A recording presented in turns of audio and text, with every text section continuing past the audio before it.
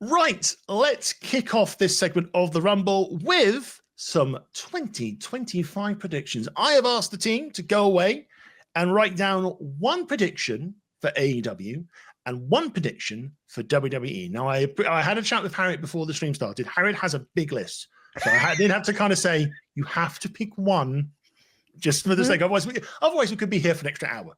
But yes, the plan is we will each do one prediction each for AEW first, and then we'll do a prediction for WWE afters. Now, you can be outlandish, you can be really crazy and really silly, and who knows? You never know what happens in the world of wrestling. Anything can happen. Anything can happen at all.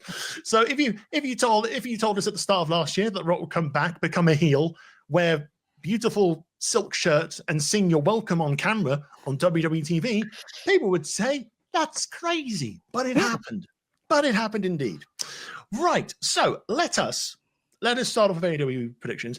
I feel my AEW predictions a bit dull, so I'm going to open the floor to someone else to get the ball rolling on this one. For AEW specifically, you mean? Yeah, just what your one prediction you think could happen, or if a bit crazy, you might want to see happen. I don't know. It's go nuts. Darby Allin will become AEW champion. Because the way that things, to sort of give a little explanation, I suppose, just the way that after Bryan Danielson got beaten by Mox and how Darby was really, I've gone bigger now. Hello. The way that Darby Allin was really impacted by how Bryan Danielson was defeated for the title and sort of everything stemming from that. And he's tried to make it clear he wants Mox, but then, he crashed a car into them. And then he got thrown down a set of stairs after being beaten up on the final episode of Rampage. If you saw that, because a lot of people might not have. Very important things have occurred in that. So to me, it points towards the fact that Darby Allin's probably going to win the belt. I don't know when, but logic might dictate that All in Texas might be a logical time, if not far sooner than that. Yeah, I can definitely see that happening. I think Darby's been teed up to be like the heir apparent. I think the question is whether or not he's going to do the Mount Everest trek now or after, before he wins, after he wins. Because it keeps getting delayed because, I don't know, you keep falling through things, Darby, through broken glass. He keeps perishing, that's what he does. Stop hurting yourself. Stop hurting yourself. But no, I think that's a good one to start us off. Anyone else want to throw out their AEW prediction? I mean, I will take what Jeremy just said there, and I will add that by at least the end of 2025, MJF will then also hold the World Championship. He will be the first opponent, or at the very least, the first opponent for Darby Allin. They seem to be teeing him up to finally move away from the Undisputed Kingdom. Oh, please let that be the case. And that impassioned promo really sold it to me that, there's a very good chance. It won't be against Moxley, but you will be holding that championship again as a heel champion. And it will probably be up against Darby Allin because he is perennially like the audience's babyface. He lives and breathes that company. So yeah, I would love to see MJF with the Triple B again and actually have the reign that he should have had to begin with. But there you go. That's my prediction. I'd like to see him acknowledge what Triple B actually means, because we remember, Matty, because we know too much and remember too much. I think he said the big Burberry belt. Correct. Yes, but he's never mentioned it again since he said it that one time. He said it multiple times across multiple promos, but nobody else did. So no, he said Triple B, but not big Burberry belt. Yeah, it's got to be a big Burberry belt or a big bacon burger. It could be anything, Now I'm just hungry for burgers. Harriet, do you want to kick us off further with your AEW prediction? No, this is very outlandish, and I apologize, but this is more of concern more than anything. I have written down Kenny Omega steps down or steps away for a while, aka probably announces his retirement because he's he's not well. So more than anything, he hasn't. I think this was his first match after a very long time at Wrestle Dynasty, yeah. Dynasty, yes. So I haven't seen it, so I don't know what happened, but I have heard it's very good. But this is the only AEW one I've written down because this year seems to be the year of everyone either leaving, retiring, or deciding this is my last chance to win a championship. So maybe throw in this hat and see if he's going to win a championship. Jeff Jarrett's doing the same, so why not? So what I want to happen is Jeff Jarrett wins that belt. That's what I want to happen. But also, what did Kenny Omega do, Harriet? What did Kenny Omega do at in Wrestle Dynasty? Jeremy, what did Kenny Omega do at Wrestle Dynasty?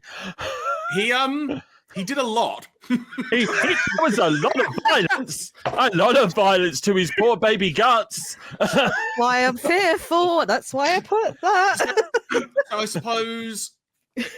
What's the way to phrase this? Do you reckon, to sort of try and expand on your prediction a bit, Harriet? Let's go a bit balls to the wall on this. Sorry, I'm derailing now, but you'll get. That's fine. Are you thinking it'll be like a Bryan Danielson type thing, where it'll be kind of like a silently known?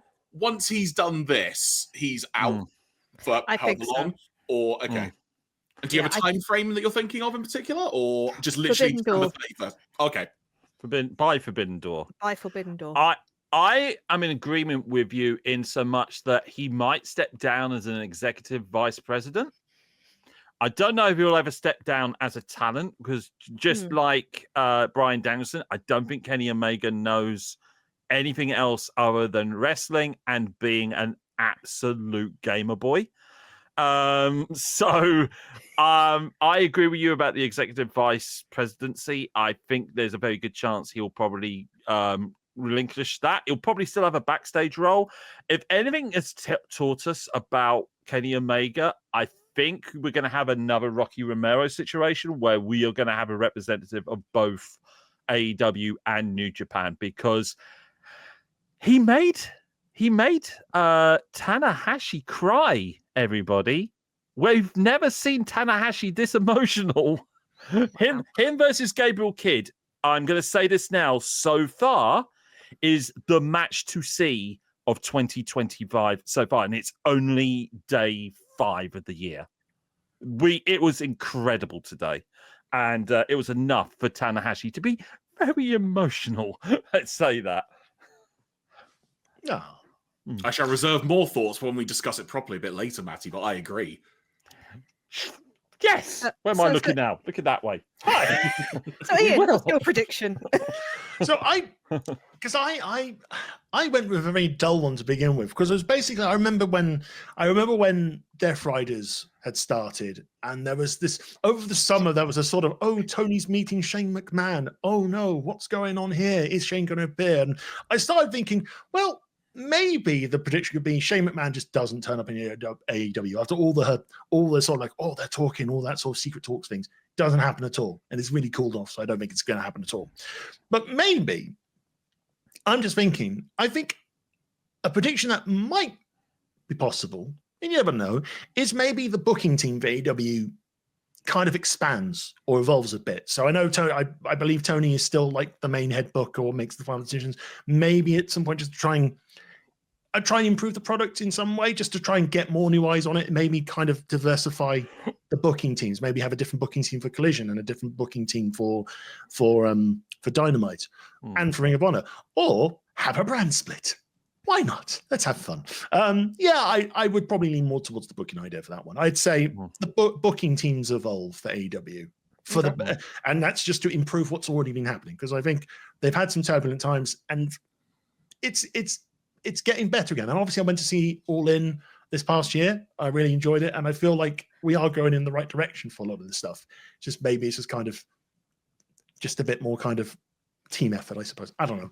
I'm kind of going off on different tangents there. So I suppose that the main element to your prediction is that the what's my put? The backstage workings of AEW will evolve in a way it hasn't before to hopefully benefit things long term. Yeah, because obviously the point just now about Omega kind of going into a backstage role, maybe Omega moves into booking or kind of more kind of co-booking with Tony and so forth. if that's an idea. I just don't think. I mean, he did have a hand in the booking because he was responsible for the women's division in the early days of AEW, and you kind of saw how that sort of panned out. I think in his heart of hearts, he just wants to like get back to being like the wrestler that everyone talks about. Mhm. And I think like his current excursion back to New Japan has proved that he very much wants that. So I'm very maybe much... after an ice bath tomorrow. But oh my god, yes. But yeah, I think it's swinging very much the other way with him. I think if anything, he'll probably want to be more of a talent than a backstage. But that's just me. That's what I'm thinking. Okay, no, it's a fair point.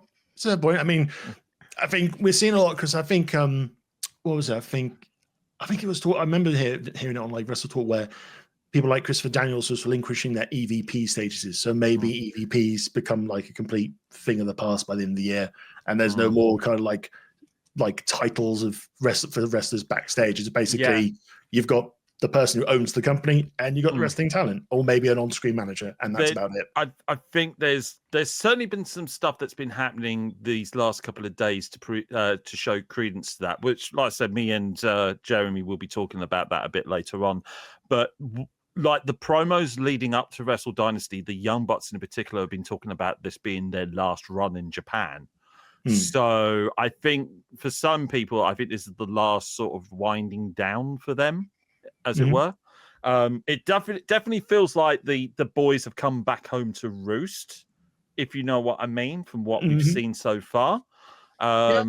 So I think there may well be a sort of changing of the guard gradually in the offices of AEW this year, as it were. In terms of AEW predictions, I've just had a glance at the chat. There is only one that's really popped up from the chat, and it is from Sean Michael Dunn. I'm just going to put it on the screen there. His prediction is Mox asks for his release this year.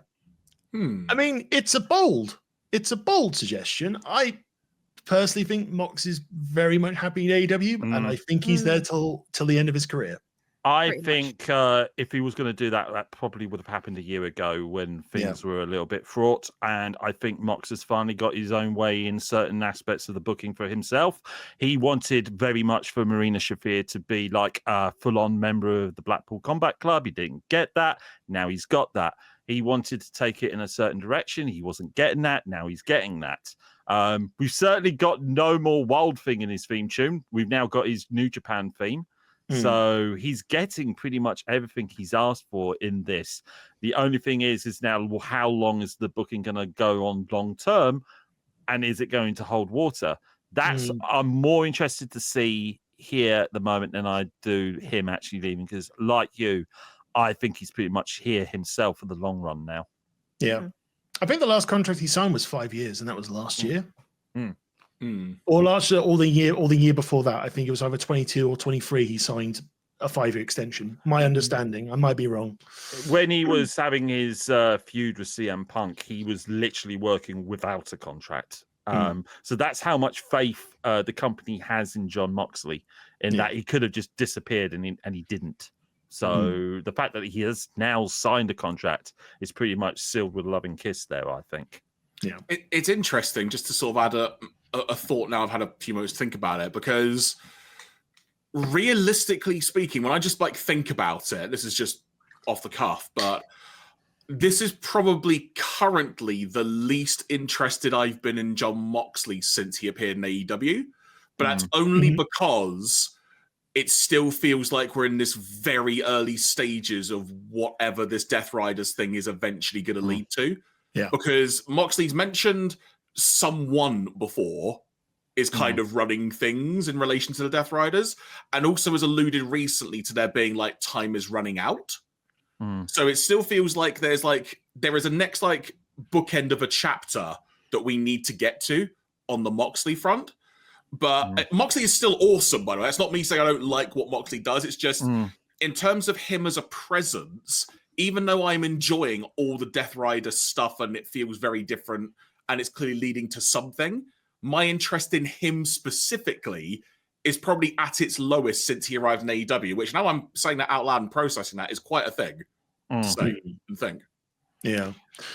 I think in terms of like the Death Rider story at the moment, I liked the idea when it started of basically, it's going to be like this more vicious gang led by Mox, and I liked the things of them doing the promos where they're just driving out. It's like the post Wrestle Dream promo, for example, was just wonderful. All that sort of stuff, and you feel like, we're building up a story, but it's sometimes, and this is I think a problem across both AEW and WWE sometimes, is they've got a story and they are thinking about the long-term story, but they're spending far too much time on a holding pattern. Yes. And it's like maybe a week or two less will make certain storylines work better or just kind of flow. I know they're waiting for particular events or particular moments or particular matches for it to happen.